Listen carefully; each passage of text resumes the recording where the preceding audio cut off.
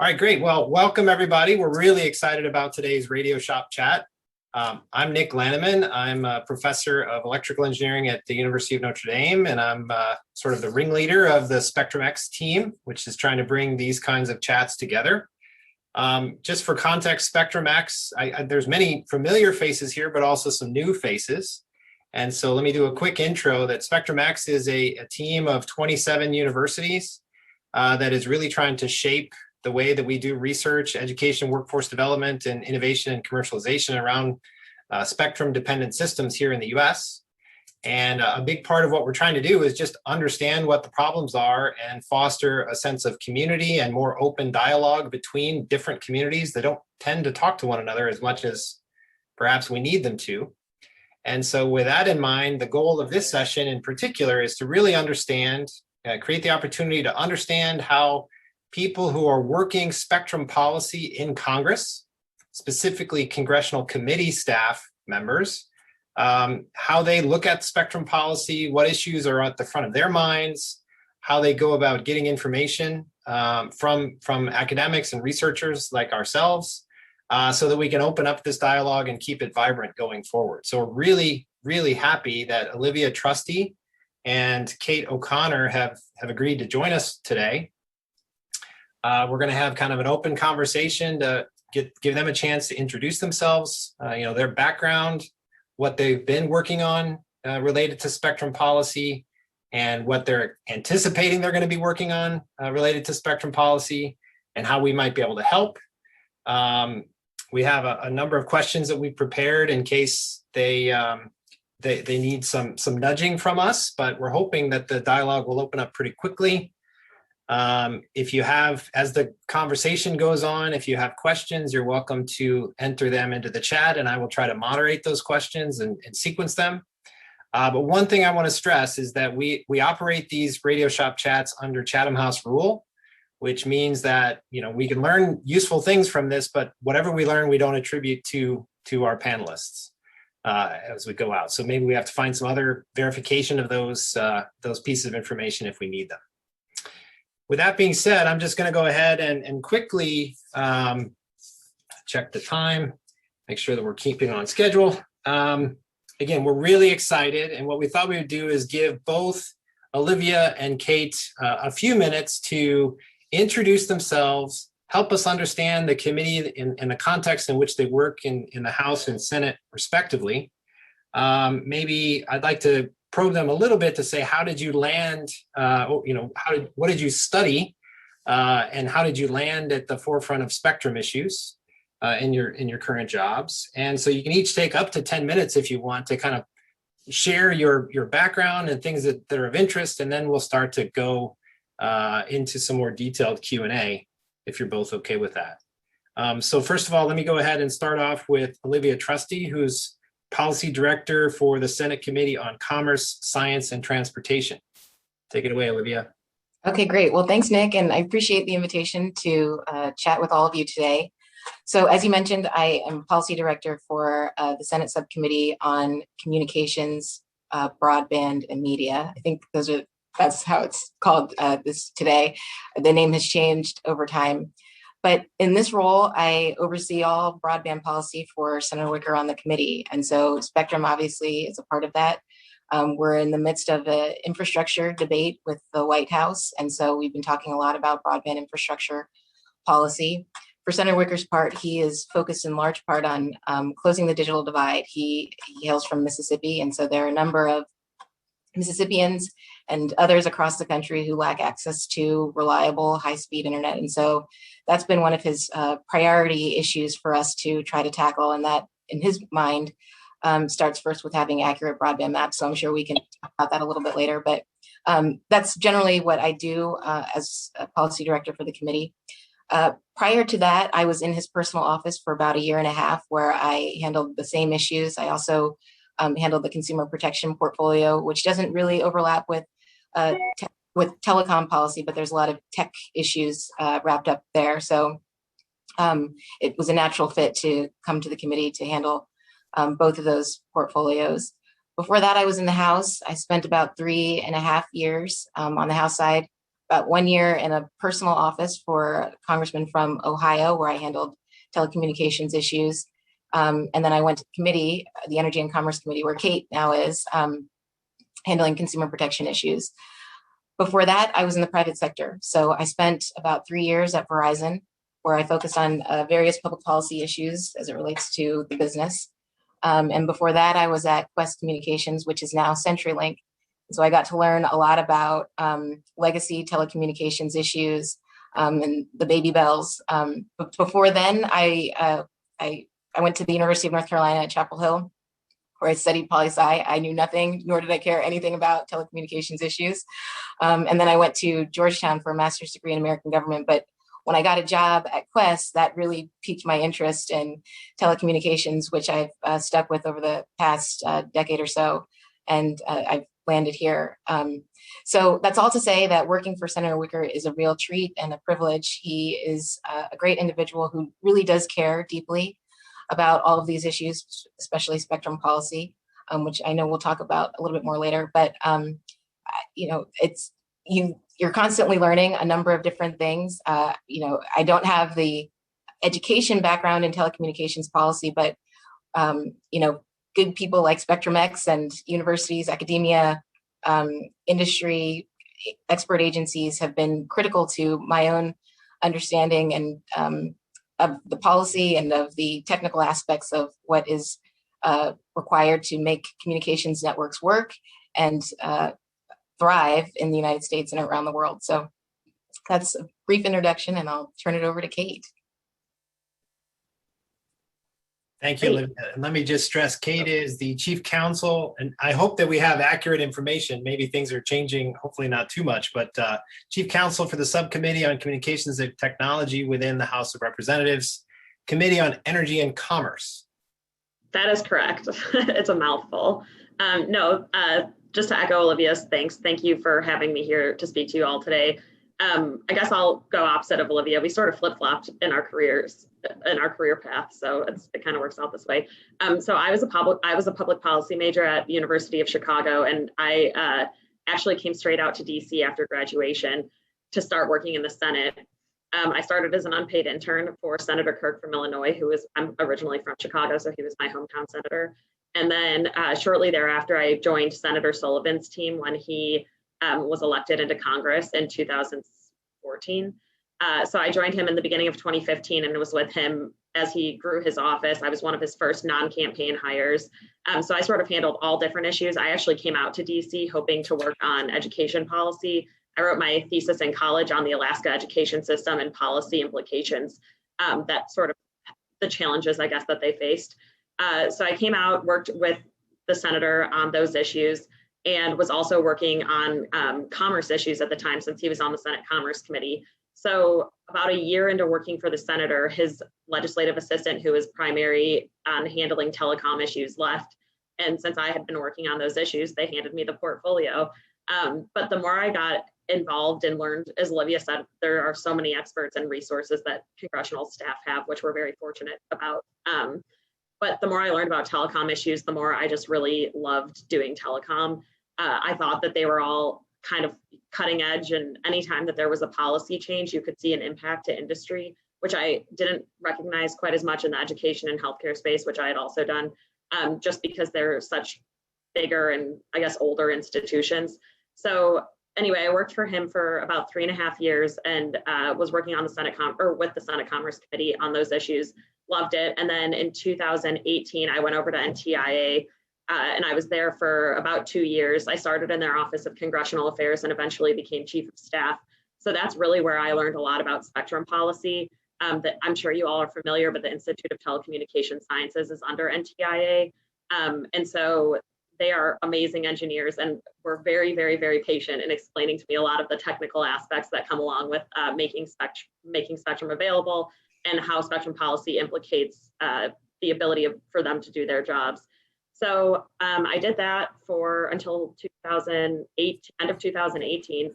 And then I got a call asking if I would come over and work as chief counsel on communications and technology. So at the time I was working for Representative Greg Walden, and my first day he announced that he was retiring. So that was really interesting news. And then I'm fortunate to have been kept on and am now working for my new boss, who's ranking member Kathy McMorris Rogers out of Washington State. So it's been a very wild ride. I started about 6 months before the pandemic happened, and we've been in quarantine ever since. So it's been interesting, although it's been nice these last couple months to get back. My subcommittee is structured a little bit differently than Olivia's.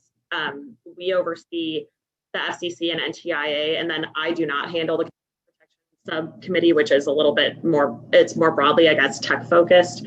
But so I guess we focus on policy areas, really all covered by the Communications Act, which does include spectrum policy, broadband infrastructure, security of telecom networks, and public safety. The committee, as Olivia said, very similar. We've been focused on broadband infrastructure this year. It's been a very hot topic with everybody working and learning from home and relying so much more heavily on telehealth services. Being connected has really become so crucial to everyday life. It's been, the end of last year was busy, and Olivia and I worked very closely together to enact some policies to help put some funding towards broadband deployment, telehealth services, securing our networks, which funded the Secure and Trusted Communication Networks Act. So that was very busy. And then obviously with the change of the administration, there's been a very large focus on infrastructure. So, broadband, I guess deploying broadband, making sure that fiber gets to where it can go, how we can actually get everybody connected if there's going to be a huge influx of funding going out the door. So that's been a huge focus this year. I had a few other things I was going to say, but I think we could probably get to them through Q&A. But just thank you again for having me here, and I'm excited for the conversation. Okay, and let me just say, I think it's really useful and valuable for our audience to understand your path to getting into these policy matters. By contrast, many of us are more technically oriented engineers and scientists, and we have very little experience with the policy making. Some of us have more and less, and in many cases, there are some students out there that are still figuring out their own paths. So I think it's valuable to understand that and figure out ways to strengthen that because it is such an important space and it's so inherently interdisciplinary at the level that you work. So it's great. So I think in that spirit, let me ask this question. I think many of us are well aware. We see the FCC in the headlines. To some degrees, we see the NTIA and there's press releases about various things going on there. But what are the various aspects of radio spectrum policy that your committees and Congress, they take on as opposed to the FCC, NTIA, and OSTP? What's the model of the way spectrum policy is made that we should take away from this conversation? Is kind of the question. And we'll just open it up to either one of you to take it, and we can take turns bouncing it back and forth. Sure, I'm happy to start. So as Kate mentioned, with the Communications Act, we oversee all aspects of spectrum policy. And so I think for us, we can do any legislation really that we want that would foster research into spectrum, the efficiency of spectrum use, allocation of assignments, legislating on interference related issues, sharing, auctions, planning. The FCC and NTIA probably get more into the details of carrying out each of those things, but it's really Congress and our job to kind of tee up the next steps for whatever the FCC is going to pursue. Sometimes they will take their own initiative, and many times they do, to do things in each of those areas that I just mentioned. But we have a lot of leeway as Congress to direct NTIA and the FCC to advance spectrum policy as the members see fit. Yeah, and just to add on to that, so the FCC has spectrum auction authority that's given to them by Congress. That's up, I guess it expires at the end of this year, so that's a decision that we'll have to make, whether or not we want to extend it. When it comes to spectrum, at least from the committee's perspective, we are always dealing with this tension of making spectrum available for commercial use or making sure that federal agencies also have enough spectrum that they need to perform their duties. A lot of times national security, there's a lot of clearances involved, which makes the policy making quite tricky when it comes to repurposing spectrum.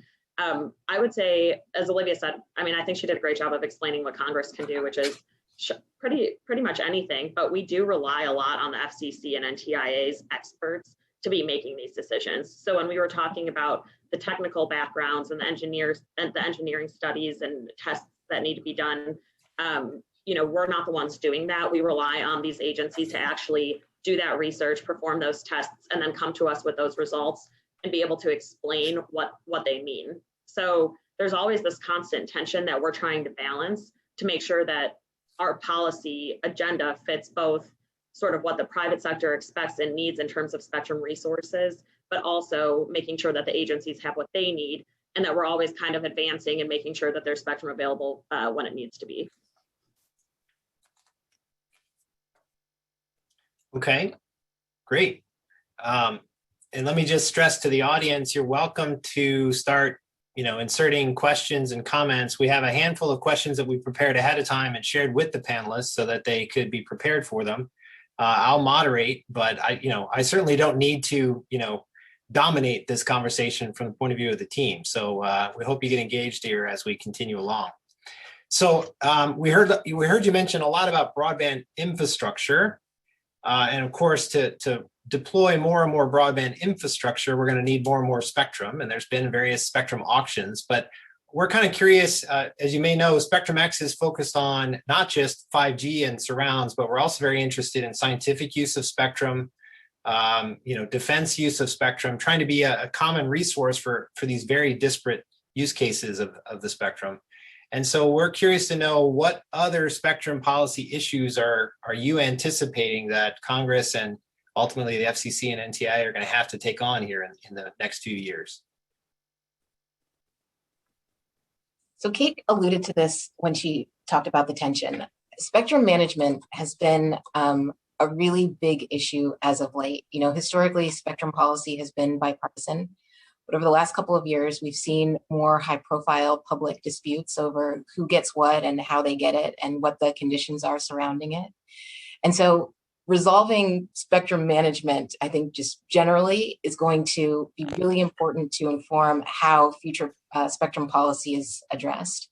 And so for Senator Wicker's part, last year, he introduced a bill that was enacted about spectrum IT modernization. So to help NTIA with their IT infrastructure, manage spectrum more efficiently so that you can identify areas where there could be opportunities for repurposing for commercial use, or if that spectrum needed to stay with the current incumbent because for mission critical purposes or national security, as Kate mentioned.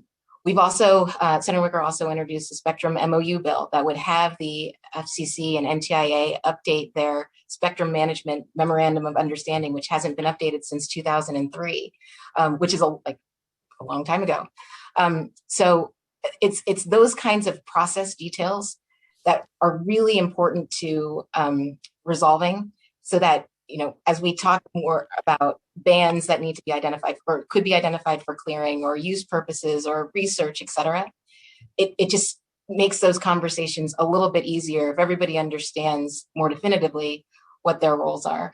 So for us, that is like the most pressing issue right now, so that we don't kind of continue on this path where we've been for the last couple of years with spectrum disputes. I'll also add, we haven't had permanent leadership at NTIA for the last year and a half, which I think has been an issue as it relates to spectrum management. And so we're hopeful that we'll have a candidate soon that's nominated to fill that spot at NTIA, and that we'll have a permanent FCC chair, which will also facilitate, I think, better spectrum policy.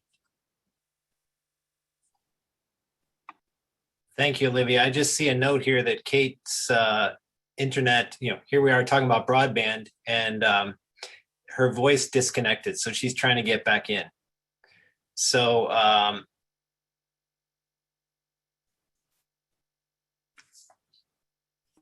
okay, that's totally fine. I see a couple of questions in the chat. Yeah, and I was just reviewing them. So John Swoboda raised the question of how we're going to protect important science infrastructure in the spectrum. And I think that's something that we've seen, certainly from the NSF point of view, they're concerned about things like environmental sensing being affected and also radio astronomy being affected by this push to get more spectrum available for 5G and satellite networks and the like? Sure. Yeah. So 24 gigahertz was an issue that I think is it's closely related to what your question is. You know, for Mississippians, we face hurricanes often during hurricane season. And so this issue is very important to Senator Wicker. For this, we really do rely on the expert agencies and what their analysis has shown to let us know whether or not there will be interference. You know, sometimes I think that goes back to the spectrum management issue. Are we all operating under the same assumptions and conditions, and are we using the same tests, or the tests, can they be repeated and or controlled in various environments? And so I think that's where we're trying to make sure everyone is on the same page with respect to how we are actually viewing spectrum, testing it, researching it, so that there's no quibbling over, you know, various data points in the analysis. And so that's, I mean, it's a tough task, it's a tall task, but that's been where we're trying to focus our attention to avoid these types of issues. Are they avoidable? No. It seems like it's really easy to dispute someone else's model, measurement, conclusion, etc. And that's the nature of the game. It is. It is, and sometimes it puts us in a position where you just have to make a policy choice, which was done in 24 gigahertz, and I think which will continue to be done as long as you try. I think Legato is another example, not related to this particular issue on science, I suppose, but on weather.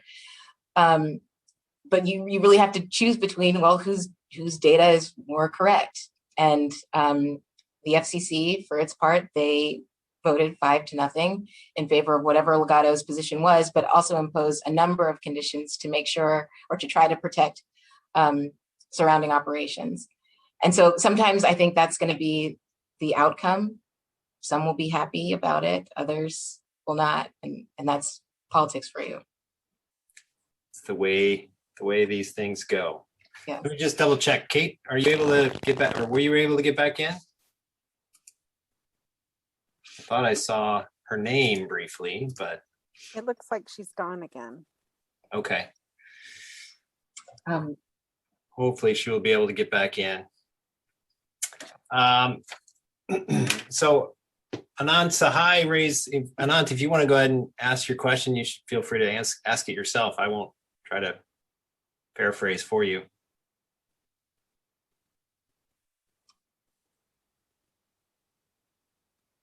Did we lose Anant as well? I'm happy to answer that question if you'd like. All right.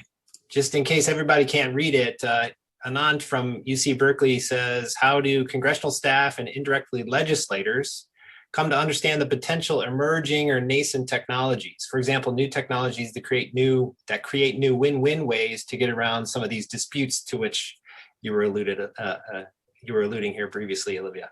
Sure. So we take a lot of meetings. People approach us all the time with various ideas and insights about ways to approach spectrum policy, which informs our thinking. We also read FCC proceedings where they've captured a number of comments that have been submitted, and that also helps inform how we think about spectrum policy and know about emerging technologies. Some people come to us with bill ideas, and while we may not be able to do that in some, there are aspects of the bill that we could incorporate to provide like a government accountability office study on a particular issue, where if the GAO does do a study, that can offer recommendations or proposals about how to further advance that idea. So, you know, we learn from a number of different sources. We're constantly talking to folks in industry, from the expert agencies, academia, et cetera. That really helps us to know what's going on to influence or to help influence our bosses or the members to take on certain policy issues. One of our questions is, of course, how can more of an academic focused center be of service in distilling some of that information? What kinds of what kind of products could we produce in terms of documents, reports, mailing list, website, anything to help exchange some of that information and help educate? Sure. Yeah, I think all of the above, all the things that you just mentioned, documents, reports. I'll say that there's a lot going on the Hill all the time. So to the extent you guys have Hill speak with respect to these documents, I know that you're all engineer, or many of you are engineers, and you're very steeped into the technical details. But if one thing that's been helpful to me is in terms of relaying this kind of information to the senator or to other members that I've worked for, if I can do that in a way that's easily understandable to them so that they can make connections, real world connections to the policy issues or to the technical issues, that's been extraordinarily helpful. So that's one recommendation I'd make. Is there a tutorial or something? Like there's at MIT, there was Charm School. I wonder if there's an IEP class for Hill Speak. That's a good question. Some people, well, I'll give you an example of a member, not my boss, because he would never say something like this. But when I was working in the House, I suppose there was a member who asked where the spectrum was during a hearing. They just asked, where's the spectrum? How much spectrum is in this room? And so if you're starting from that level, it may need to be brought down a notch so that folks really can comprehend, what spectrum actually what it means, So we're really starting from a 101 level with some individuals. Understood. Okay. Yeah, I always try to be able to explain what I'm doing to my kids and my parents. So Exactly. and that's not a trivial issue. So I think I get it. Okay, there's a couple other questions in here, I think, related to Dirk, if you want to jump in with your question related to some of these issues. Specifically, both of the issues you brought up are representative examples of where the FCC and the NTIA don't necessarily see eye to eye. So Dirk, you want to take it over? Yeah, and so that was a question. I don't know from an oversight and congressional perspective whether all the issues of the federal and non-federal spectrum uses are sort of overseen by the same committees. And I know through that there have been discussions within the TAC and FCC and some other spectrum coordination groups of trying to change the way that's handled. Is that part of what's likely to be coming up, is sort of changes in the way that federal and non-federal spectrum is being coordinated? So I'm happy to answer. I think Kate was just texting me. She may be on. She was going to try to answer, but if not. I think she may be back, so she just may have to unmute.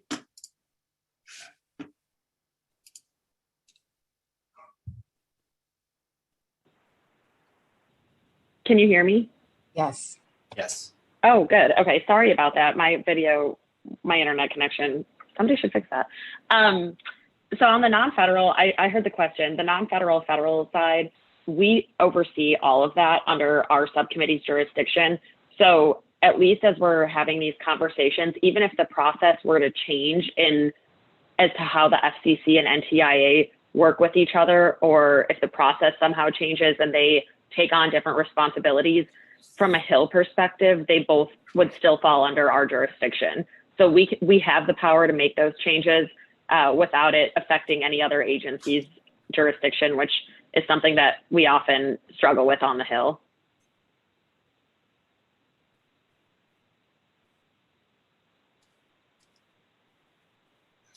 So it's just a perennial challenge, it sounds like.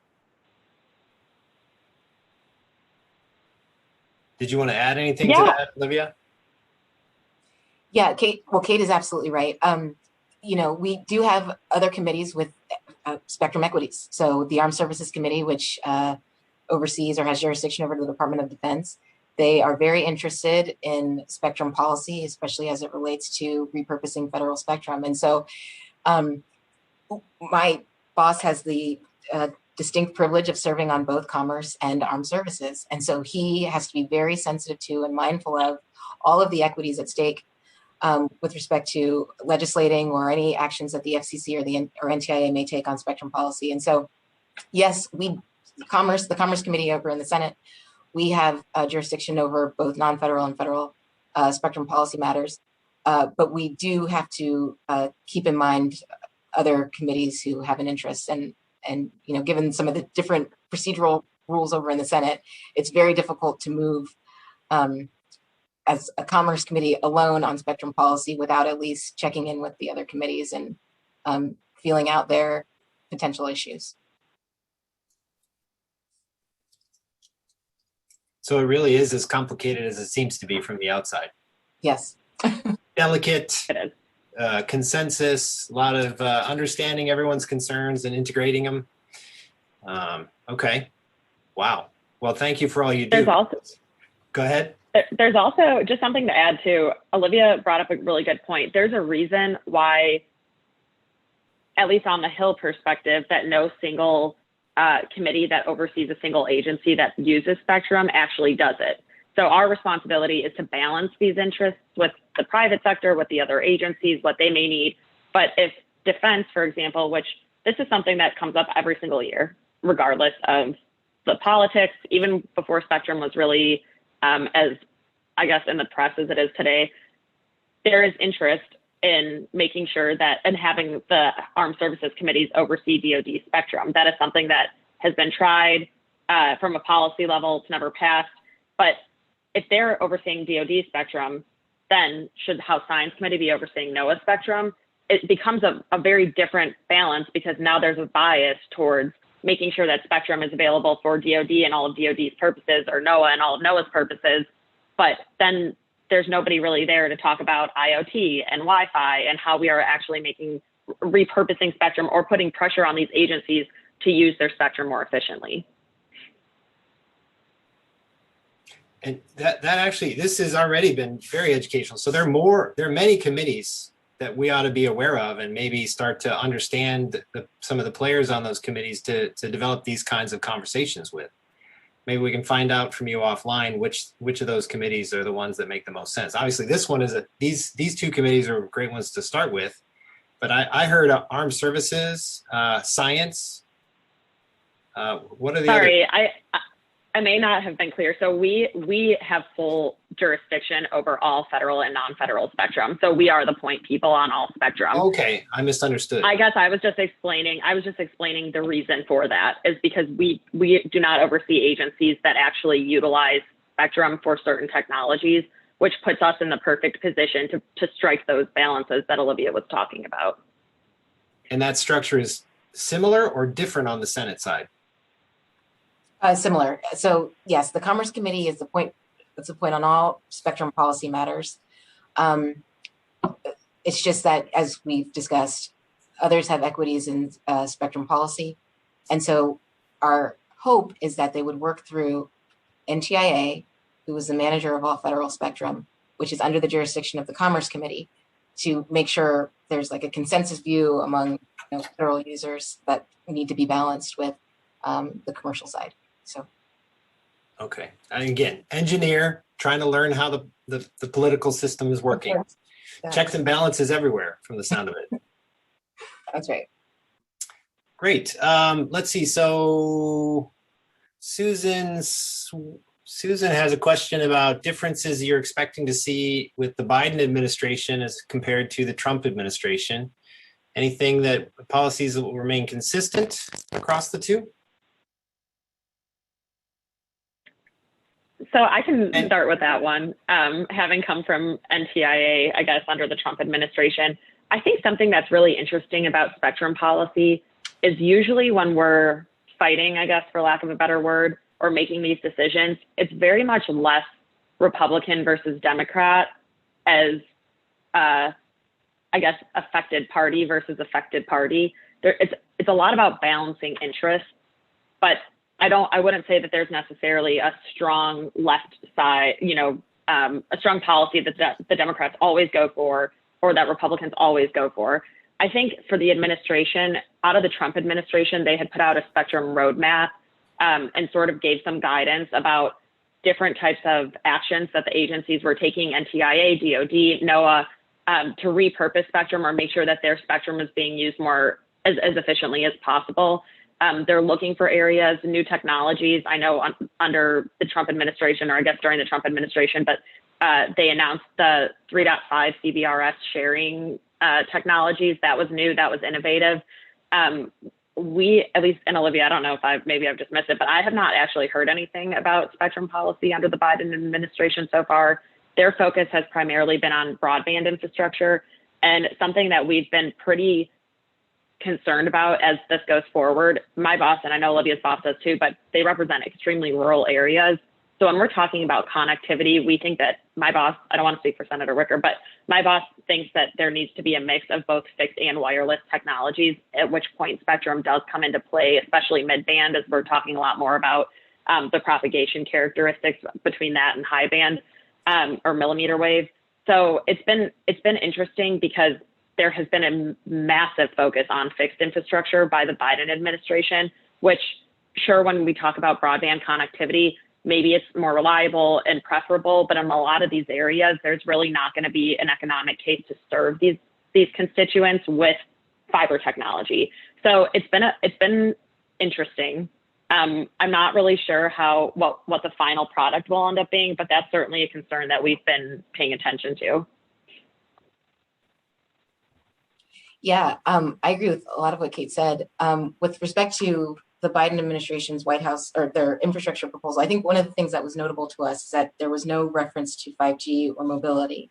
And that is a key issue when we're talking about future-proofing networks or what people are going to be doing going forward. I mean, wireless is all about mobility in many cases. And so we certainly want to make sure that is not lost in these infrastructure discussions. And so, yeah, I just generally, though, I think it's difficult to say where the Biden administration at the FCC will be different from the Trump administration, only because we haven't really seen much yet.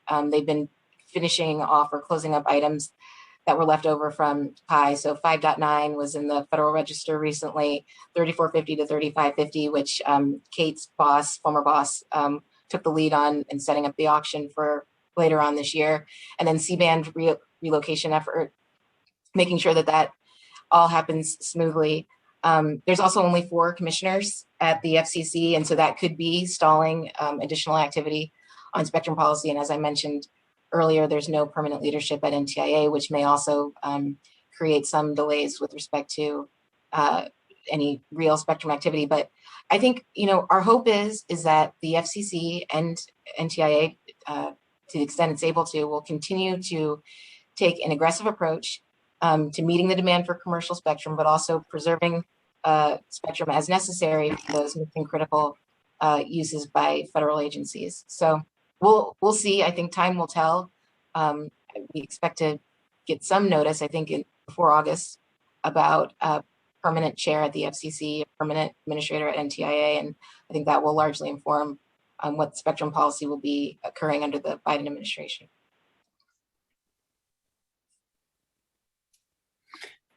All right, so there are lots of questions coming in. Steve Wilkes, do you want to summarize yours? And maybe get, for context, you're relatively new to our group. Thanks for joining. Maybe a 10-second intro, and then tee up your question. Very good. After 28 years at Bell Labs, working with the spectrum policy issues for our customers and serving on FCC panels, I've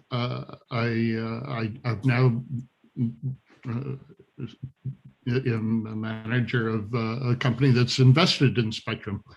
And I do wonder how much of the spectrum policy makers are trying to stay attuned to changing situations. In particular, an institution and incumbents and that have the most strong vested interest in a particular regulatory environment tend to run off of cliffs on occasion. I think of Christensen's work on the Innovator's Dilemma book, for example, detailing some of this. and the Spectrum, Political Spectrum book by Hazlitt. What I wonder about is how keen and with what mechanisms do policymakers such as yourselves, you two, how do you go about getting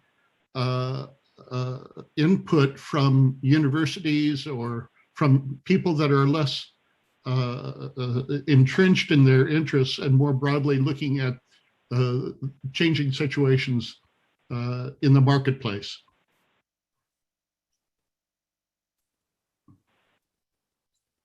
I can start with that one. So, I mean, we fortunately have access to a variety of information. We, at least when we've done these Spectrum calls in the past, we try to make an effort, or we do make an effort to talk to all of the incumbents. Usually they find us, and including university researchers. A lot of times these companies will contract with labs, independent labs, universities. We'll set up calls with them. And something that, and I kind of, sorry, I apologize for my internet connection. It was fine before, but I came in a little bit late to Olivia talking about, sort of these Spectrum fights and how we're figuring this out. One of the things that I found very interesting is with engineering, very similar tests can be run with using different standards or different inputs, and then there's different outcomes. And so I think, at least from our job, it really is to go to all of these entities that have any sort of, testing, have done any sort of tests or any sort of interest in this. A lot of times lobbyists are the ones that will come to us, or consultants, and they they bridge that gap between the universities, between the agencies sometimes. I'm thinking specifically about Legato. They have obviously a massive lobbying and consulting shop, but they've really done the most of, they're the best example I can think of where they've contracted out with individual universities and labs for their studies. And so they are the ones that will come to us with those testing, with the results, even from some of DOD's contracted tests. We'll talk with DOD about it. So it kind of is, I wouldn't say that there's necessarily a streamlined process. We sort of just go all over the place. And a lot of times we get that information brought to us based on a specific issue, since we're not in the weeds on policy, on Spectrum every single day.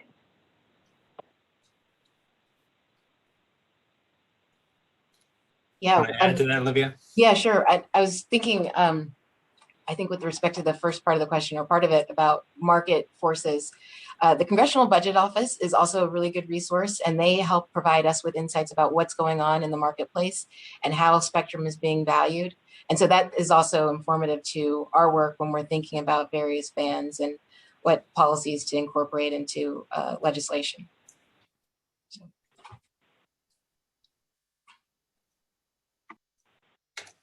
I'm going to take the opportunity to chime in on, there's a couple of threads that I think are related to this question. So when we started with Spectrum X, CBRS, we're starting to see some traction with the CBRS model, which, I like to think of it as you have a cellular technology, but you can get access to the spectrum much more like Wi-Fi in this particular band, because you've got something called the Spectrum Access System and a sensor that can tell you when the incumbent is around. And initially, it seemed like there were some efforts to try to grow that model for use of Spectrum. But here more recently, some of the bands that were being considered are now being pivoted for relocating and auctioning off. Can you add any perspective on some of those, what appear to be some changes in direction, or what might appear to be changes in direction? And I'll just add that whole ecosystem is something pretty distinctive in the US. And when we started to look at it, we thought it would be something pretty interesting to build upon to advance US global competitiveness, to promote more sharing of spectrum. And I think this relates to a question that Colby Harper brought up about dynamic spectrum sharing. Auctioning off spectrum is kind of going in the reverse direction. And I just, especially in light of the fact that the C-band brought in $80 billion, is there going to be more capacity to continue auctioning off that spectrum at those kinds of levels, or is the shared model something worth kind of revisiting? So I can take that. I guess I can start off with my thoughts on that. So from a congressional perspective, or at least from my boss's perspective, auctioning spectrum is the gold standard. This is sort of where policy, science, and politics all interact. When we're talking about auctioning spectrum, usually, as Olivia mentioned, she brought up the Congressional Budget Office, we can get some sort of economic value estimate of what that money will bring in. They were significantly lower than what C-band ended up bringing in. But generally, we can then use that money in this CBO scoring world to then pay for whatever priorities our bosses want without adding any sort of money to the debt. So that is the standard. That's the reason why there's a preference to auction versus share. Also from the industry side, there's definitely more value in exclusive licenses versus sharing spectrum where it's not, they won't have access to that spectrum theoretically all the time. So those are this gets back to the balancing interests. There's a lot more to think about versus just what makes the most sense. I think in some areas, your question about dynamic spectrum sharing or applying this to other bands, I think what was interesting about 3.5 is the Navy radars that are incumbents in that band are unique. So the SAS and ESC technology is great, and that works really well for the uses of the Navy radars to be able to have commercial sort of interact with when the Navy radars need to use the spectrum at very specific times. But I think that can't necessarily be applied exactly depending on whatever the incumbents are. So I think that sharing is, I would not say by any means that there's a shift away from sharing. I think there's always the preference to auction for the reasons that I already mentioned, but sharing is going to become crucial as these spectrum resources are dwindling. So I think we kind of have to look at both in tandem. But I don't necessarily think that it's the idea of sharing is gone. Okay. Yeah, I would agree with what Kate said, and I would echo the initial thought about pay for is people outside of the committee look at spectrum as something to pay for everything else. And it's not random to see our leadership, Senate leadership, maybe, and probably House leadership come to the Committee of Jurisdiction, Energy and Commerce, or Senate Commerce and say, give us a bill that identifies specific bands that we can sell off and get the revenue for it to pay for something else, either in our space or somewhere outside. So I think that's something that really drives some of the spectrum policy decisions at critical points in time when there's a must-pass bill that needs to be funded. But I agree with all the other things that Kate said. I don't think sharing is off the table, but it's a balance that we're constantly reevaluating based on the need. Kate and Olivia, this is Jennifer McCarthy with Federated Wireless. We're one of the Spectrum Access System administrators for the CBRS band. And I would love to talk to you guys both about how not just sharing with incumbents and the commercial sector, but sharing of spectrum between exclusively licensed spectrum, like the priority access licenses and the GAA tier, and having that all under the same framework and equipment interoperability requirements actually brings more economic benefit than just the licensed auction proceeds, and how it will enable more entities to have access to spectrum and actually increase the ecosystem and drive American competitiveness. But I totally agree with you that the instinct is, no, we got to auction it. We got to get the revenues for it from the auction specifically, as opposed to looking at the greater economic benefits that come from more entities, private networks, educational institutions, smart cities, et cetera, all having access to this spectrum and to the ecosystem as well. But I'll take it offline and chat with you guys then. But I totally understand where you're coming from on the instincts to pay for things. Well, maybe let me go one step further, right? So at the same time that we're looking for ways to auction off spectrum, roughly the same time, we also decided to unleash about 1 gigahertz of spectrum for more Wi-Fi in the 6 gigahertz band. So that seems to contradict the instinct to auction and generate those proceeds. So as an engineer, how should I understand that? So I think there were a lot of, as we talked about other committees being interested in this space, the Department of Energy had some thoughts about the 6 gigahertz spectrum, among others. And so when there are a lot of different interests, I know from center workers' perspective, sometimes it's difficult to choose between friends, frankly. And so the FCC, they make the decision as they did in this instance, but that's not to say we weren't lobbied very heavily from certain industry players who did not want to see this go to unlicensed use. But that was the calculus that the FCC made, and they proceeded without Congress weighing in. Yeah, one other thing to add, and this became one of a very contentious fight on 6 gigahertz on the Hill, at least, but that was something where we were talking to the incumbents and we heard a lot from them. And this is again where engineers and the experts on that are actually doing the testing played a huge role in the policy decision making. And ultimately, like Olivia said, that was an FCC decision policy wise, not a congressional decision.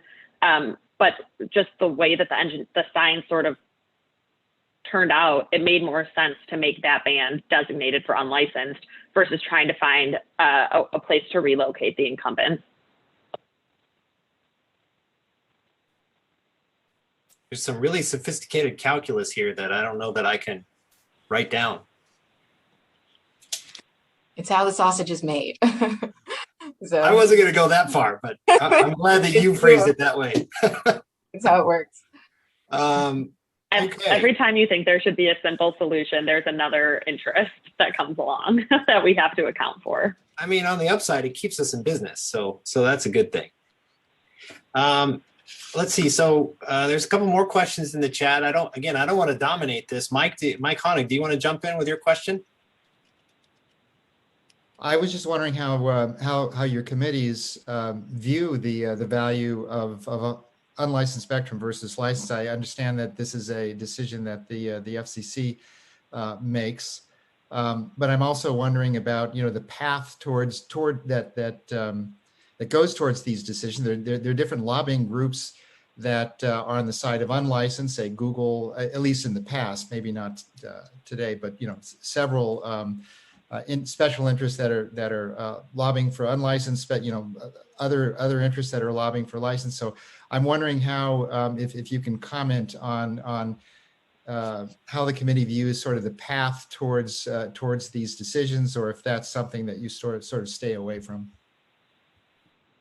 No, I can start off with this one. So I would say that there are many layers to making the decision of licensed versus unlicensed, and the committees do make those decisions sometimes. In the case of 6 gigahertz, that just happened to be an FCC decision where they went. But if there's a congressionally directed auction, we can tell the FCC what to do. If we can tell NTIA to identify a certain amount of spectrum, which happened in middle tax under a certain, in a certain spectrum band for unlicensed or licensed. It just depends. I think the way that I would explain this is there's always a preference for licensed if we can use it as a pay for other priorities that Congress has to fund. Sometimes it's political, sometimes it's just the nature of the game, sometimes it's the direction, sometimes like in C-band, that was not congressionally directed, but that was something where these satellite guys came forward and they were willing to auction that off. Congress could have captured that revenue. So in that case, it would have been ideal. And we weren't able to do it, to find agreement, unfortunately, on priorities. But we could have captured that revenue and been able to direct that funding towards certain priorities. So in that case, we never would have expected or wanted C-band to go to unlicensed, because we had the opportunity to use billions of dollars without touching the deficit to fund our priorities.